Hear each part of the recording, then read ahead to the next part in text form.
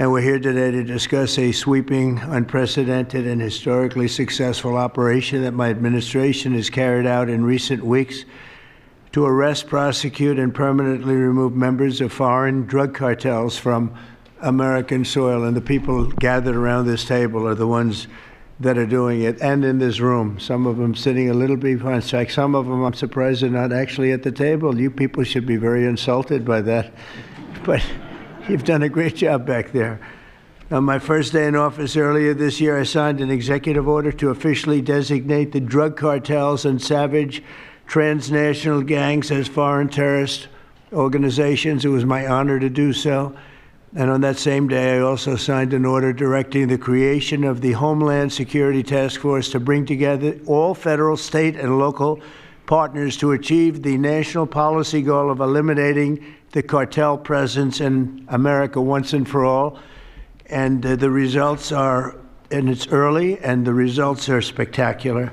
In a matter of weeks, the task force has made the largest number of arrests of cartel leaders, operatives, and gang members in American history, more than 3,000 and counting. That includes members of the ultra-violent New Generation Cartel, the Sinaloa Cartel, the LNFM Cartel, MS-13 Cartel, and you know MS-13, the gang, and Tren de Aragua, another beauty. That's a group of real garbage we have to deal with, that we shouldn't have to deal with. These are, in addition to the massive numbers of dangerous criminals my administration arrested nationwide since January 20th, numbering over 120,000. It's a record, and 120,000 criminal arrests. Thank you very much. Unfortunately, for 4 long years before I took office, the last administration allowed the cartels and their operatives to frankly take over our country, to freely infiltrate America and all the communities nationwide. Along with transnational gangs, these groups have unleashed more bloodshed and killing on American soil than all other terrorist groups combined. These are the worst of the worst. It should now be clear to the entire world that the cartels are the ISIS of the Western Hemisphere, in addition to their monstrous violence, such as cutting off heads, burning their enemies alive, and burning innocent people alive, too, by the way. The cartels control large swaths of territory. They maintain vast arsenals of weapons and soldiers, and they use extortion, murder, kidnapping to exercise political and economic control. Thank you very much, Joe Biden, for allowing that to happen. Biden surrendered he just surrendered our country to the cartels. Don't worry, it gets better. We're taking it back. It's really fast at levels that nobody's ever seen before. But what we had to put up with, what we inherited, was just a disgrace. And while Biden was president, if he was president, I think the auto pen was president, not Biden, nearly 100% of those who infiltrated our southern border did so because they were personally approved. They admitted they were just what happened, assisted by the most dangerous and violent criminal organizations anywhere on the planet. The worst people on the planet they allowed into our beautiful country. Under the Trump administration, we're finally treating the cartels as the core national security threat that they really are. The cartels are waging war on America, and just as I promised in the campaign, we're waging war on them like they've never seen before. All you have to do is turn on your television and you'll see what's happening to them. Past administrations have tried to mitigate this threat, and our objective is to eliminate it. We're not mitigating, we're eliminating. We're getting them out. The bad ones we're putting in prison. We hate to do that because that means we're stuck with them for 50 years or more. In recent weeks, our Homeland Security Task Force has seized more than 70 tons of deadly narcotics, along with more than 1,000 illegal guns. And that's just recently. This is already the most successful anti-cartel and anti-gang operation in American history, and it's just getting started. We have incredible people. A lot of them are in this room with us today, and it's an honor to have them. But we're going to not stop until the threat has been fully and completely eradicated. I want to thank task force members with us today, including a person who's doing a fantastic job, Attorney General Pam Bondi. Thank you, Pam. Thank you. Secretary of War, Pete Hegseth. Sounds so much better than Secretary of Defense. I don't know. Do you guys agree with that? I don't know. It sounds, we won the First World War, the Second World War. I always say everything before and everything in between. And then we got woke and we said, well, let's call it defense. I think we like it this way better. It's funny. That's something I thought it would be maybe controversial. And it's only controversial that we changed the name in the first place. It's not controversial at all. It's been unbelievably well accepted, Pete. Hasn't it, right? It's been pretty amazing. I thought it would be controversial. People want to have our country back. People want to do exactly what we're doing right now. We're getting a lot of credit for it, and we should. I want to thank, though, Pete. You're doing a great job, Pete Hegseth. Secretary of Homeland Security, Kristi Noem. Kristi, thank you very much. Director of National Intelligence, Tulsi Gabbard. Tulsi, good job. And the heads of all of the law enforcement agencies all throughout the room. You're really amazing, the job you've done. To provide additional details on our mission, I would like also to ask General Bondi to say a few words, followed by Secretary Noem, Secretary Hegseth, Director Gabbard, Homeland Security Advisor Stephen Miller. Stephen, you're such a superstar, Stephen. They called Stephen the other day a very bad name, and I said, you should sue them, Stephen. I think he will. I hope he does. FBI Director Kash Patel and Deputy Attorney General Todd Blanche. And I just want to say it's an honor, the job we're doing, and these people are doing absolutely incredible.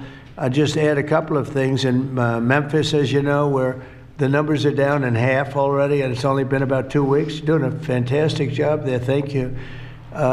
Incredible. Nobody thought it was possible. It was really it was a very sick city. It was horrible what happened there. People would go from, if you're on the board of FedEx, they would ride you 1 block to the hotel. They said you couldn't walk it because it was too dangerous. And they're already feeling better about it. But the best example right now is Washington, D.C. We went from one of the most unsafe places in the planet, I hate to say, but in this country, to a totally safe city. Nothing's crime-free, I guess, but this is about as close to crime-free as you're going to get. And you guys have done an incredible job with that. Every one of you have worked so hard on this one, and it's our nation's capital. And people would go to the nation. They'd go from, I always say, Iowa, Indiana. They'd go from Florida. They'd come up. They want to see the monument. I want to see the Lincoln Memorial. I want to see one of the monuments, any one of them, and they'd go home in a coffin. But not anymore. It's not happening anymore. We haven't had that happen in a long time. It was averaging more than one a week, one person a week. Who would think that's possible? And it hasn't happened anymore. And we have a safe city. We have a city where the restaurants are booming. People are going out. Nobody's being mugged, hit over the head with a baseball bat. None of the stuff is gone. We took out 1,700 criminals, many of them career criminals, many of them given to us by Joe Biden and his ridiculous open borders policy. They came in from jails from all over the world, not just South America, from all over the world. Jails, they came in from mental institutions and insane asylums all over the world, drug dealers, and we got them the hell out of here. They're either that, or if they're so bad, as I said before, we put them in jail because we can't take a chance that they come back. But I want to just say that Washington, D.C. is such an example of what could be done. And now the same thing's happening in Memphis. We're just halfway through the process, and already the numbers are far superior, far better than what we would have thought at this time. And Chicago, I just saw the number. Last week, it was last weekend, 4 were murdered, 11 were shot. And then I have this guy Pritzker's a very weak governor. Let me be nice. I'm going to be very nice. He's extremely weak. He's pathetic. I have Pritzker get up and say how great they're doing in Chicago. They're doing very poorly. So 4 were murdered, 11 were shot. I would say, and that was not a bad week for him. Okay, that was not a bad week. He's had somewhere 18 or 19 were murdered. And you know what his excuse was? Yeah, but that was a long weekend. Okay, can you believe it? He said that was a long weekend. He's bad. And the mayor is worse. I mean, that mayor is worse. Low IQ, very low IQ. And we don't need low IQ people. We need people that are going to take care. And I love Chicago, and I love those beautiful women, black women, beautiful women wearing MAGA hats. And they're all over the place in Chicago. They want protection. They don't care if it's the National Guard, if it's the Army, Navy, Coast Guard, Marines. They'll take Space Force, okay? Space Force, send them in. They just don't want to be mugged, killed, raped, shot in the head, and we stop it. So we're going to be given a very special, we're going to give Chicago very special care. As you probably know, maybe you heard, we were going to do a big surge in San Francisco, but I got a great call from some incredible people, some friends of mine, very successful people. Mark, everybody knows him, and Jensen, everybody knows Jensen, NVIDIA, and others called me from San Francisco, and they said, we're working really, really hard with the mayor, and we're making progress. Would it be possible for you to hold off the surge? And I had 4 or 5 calls, and I think they're making progress of their own. That would be the greatest. I mean, if they could do that, that'd be great. And they have great competence in those people. I mean, incredible competence, some of the smartest business leaders. And they're working very well with the police department. They're doing a good job. So we are holding off that surge, everybody, and we're going to let them see if they can do it. I said, I think we can do it much faster. I know we can do it faster. I think we can do it better than anybody. We can take criminals out that they're not going to know about, and probably they don't have the legal authority maybe to do what we can. But I'm okay with it, and we're going to let San Francisco, has the potential to be, it was a great, great city, has the potential very quickly to be a great city again. And these are the companies that are there that are all working, and those are the people that asked me, could you do away with the surge, and let's see how it works. And we'll do that. If we need to, we'll do it.